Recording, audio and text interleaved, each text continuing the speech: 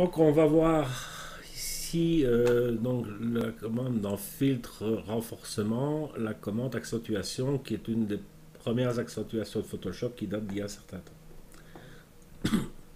Donc comme d'habitude, si on a fait, par exemple, je vais faire je vais rien mettre dedans, mais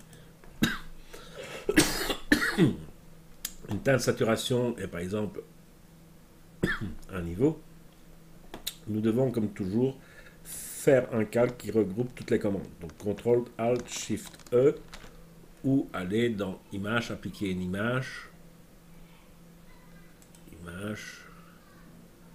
appliquer une image, fusionner et bien sûr le mettre en normal ici et je vais l'annuler. Donc ça c'est le départ. Ensuite je vais agrandir mon image jusqu'à 100% pour qu'on se rende bien compte de qu'est-ce qui se passe.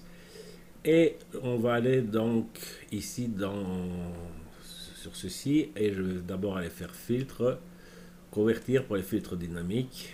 OK. Et ensuite je viens dans filtre, renforcement, accentuation. Le fait d'avoir fait un objet dynamique me permettra de revenir sur le réglage comme j'en ai envie. Alors pour ce faire on va mettre d'abord le seuil à 0, on va mettre le rayon le plus bas possible et par contre on va mettre le gain. Donc, pour le moment, aperçu, il se passe pratiquement rien du tout. Je vais même me mettre à 200% pour bien qu'on se rende compte. Une fois que je vais commencer à monter vers, par exemple, 1.4 et que je demande l'aperçu, on se rend compte que ce sont tous les petits détails de la peau qui commencent à ressortir. Donc si j'enlève l'aperçu, vous vous rendez bien compte qu'on a tous les petits détails qui sont en train de se mettre en route.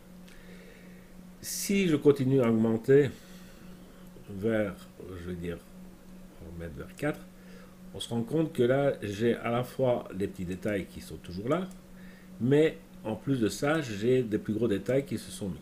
Si je reviens ici à 2,5, voilà, donc, et si maintenant je pousse carrément ça beaucoup plus loin vers 60, on se rend compte qu'on est dans des détails très larges. Alors c'est beaucoup trop poussé, il faut descendre dans les 20%, quelque chose comme ça, pour avoir quelque chose de plus naturel, mais ça, ce sont réellement les détails très larges que je suis en train de faire. À la limite, on peut dire que c'est un peu de la clarté de Lightroom. Donc voilà un peu ce qu'on veut faire. Donc il faut un moment. Donc ça c'est une chose. Je vais revenir dans des valeurs un peu plus correctes et monter un peu vers une centaine, voir qu'est-ce qui se passe. Dernière commande, c'est le seuil. Et le seuil, en fait, c'est lui qui va détecter la différence entre la zone claire et la zone foncée. Donc si je commence à mettre ceci, vous voyez que les petits détails où il y avait d'infimes nuances entre une zone claire et une zone foncée sont en train de s'estomper. Si j'augmente encore un peu, on augmente encore cette différence de netteté. Et si je regarde l'aperçu, il y a toujours bien de netteté, mais uniquement dans les régions où il y a un plus fort contraste, donc par exemple entre le blanc de l'œil et l'œil, etc. Et la peau est beaucoup moins touchée par cette commande d'accentuation. Donc, à partir de là, on a deux solutions. Soit j'enlève le seuil pour avoir à la fois des petits détails et les gros détails dans les yeux. Ça, c'est une solution. Et je vais dire OK. Et à ce moment-là, je viens ici sur mon masque et je vais faire un CTRL-I pour l'inverser. Je prends ma brosse. Je reprends ce que je veux. Je diminue ceci. Et je viens tout simplement appliquer sur l'œil ma netteté. Voilà. Où à la fois je retrouve les petits détails et des détails peut-être un peu plus larges sur l'œil. Je peux en même temps en profiter pour faire les cils. Et si on regarde, si j'appuie sur Shift et ici, je vois où il affecte. Et je me dis, bah, finalement, les cheveux, c'est peut-être pas si mal que ça non plus, peut-être un peu les lèvres. Donc, je prends ici mon pinceau et je viens, avec le pinceau, donner mon accentuation sur les lèvres.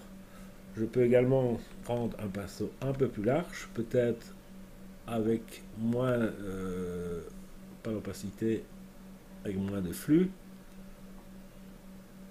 Voilà. Pour donner quand même, redonner une netteté en plus dans les cheveux.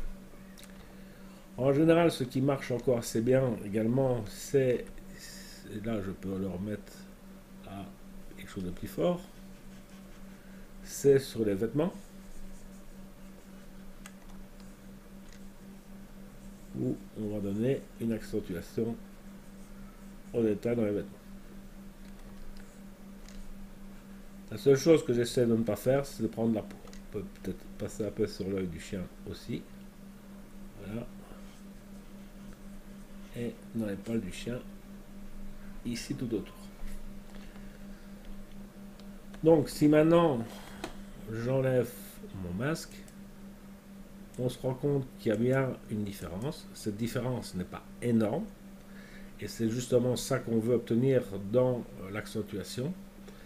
C'est que ça paraisse accentué, mais sans qu'on voit qu'on a mis de l'accentuation. Maintenant, si vous trouvez que ce n'est pas assez, rien ne nous empêche dans l'accentuation et de passer ça à 160%. Voilà. Et à ce moment-là, vous aurez un effet qui est nettement plus visible. Donc, c'est ça l'intérêt de l'objet dynamique.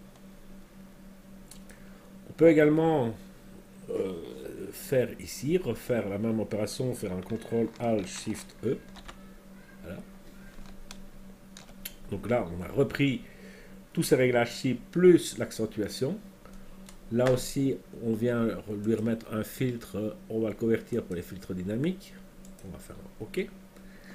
On va aller faire dans ici, on vient dans filtre rendu, non, renforcement, accentuation. Et cette fois-ci, on va prendre réellement des grands détails, genre 70, et on va placer ça à quelque chose style 20-22. On va voir l'aperçu, et vous voyez qu'on a un effet qui est immédiat entre les zones plus claires et les zones, des zones plus foncées. Il faut juste faire attention quand on fait ça ici, c'est qu'on peut avoir un changement de saturation. Et donc, comme j'ai déjà montré, donc on va l'appliquer. Si on a ceci, on va simplement le placer en luminosité. Et donc de ce fait là, ben, on a uniquement la luminosité qui va changer et pas du tout les couleurs. Et pas la saturation. Donc voilà, donc ça c'est une chose. On pourrait encore en faire un troisième et un troisième pour aller maintenant accentuer juste des fins détails ou des choses comme ça. Sur de la peau et surtout sur la peau d'un bébé, c'est quelque chose que je ne fais pas, mais c'est quelque chose qu'on peut en faire, on peut faire un troisième, etc. Et donc ça nous permet ici de, je vais dire, jongler avec plusieurs nettetés différentes suivant certaines parties de l'image, et en additionnant les calques, ben, on donne l'effet qu'on a envie de donner.